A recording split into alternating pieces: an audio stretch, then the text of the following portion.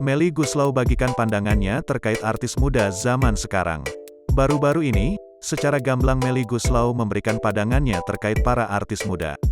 Saat ditanya terkait anak-anak zaman sekarang, Melly Goeslaw menyatakan kalau anak sekarang jauh berbeda dengan zaman dahulu yang apa-apa serba sendiri. Sebenarnya aku agak miris sih. Anak sekarang itu menurut aku, mereka itu sangat mau berproses, banyak ide, kreatif dan lain sebagainya. Beda sama zaman aku, semuanya itu dilakukan sendiri. Lantas ia pun menyinggung soal endorse, di mana menurutnya banyak artis baru yang merasa karena endorsenya sudah banyak, jadi mereka bersikap tidak sopan. Banyak sekarang anak-anak yang udah tolak pinggang diketek karena endorsenya banyak terus mereka kadang-kadang gak santun sama kita-kita, tambahnya. Namun, Melly Goeslaw juga menyayangkan sikap artis zaman sekarang.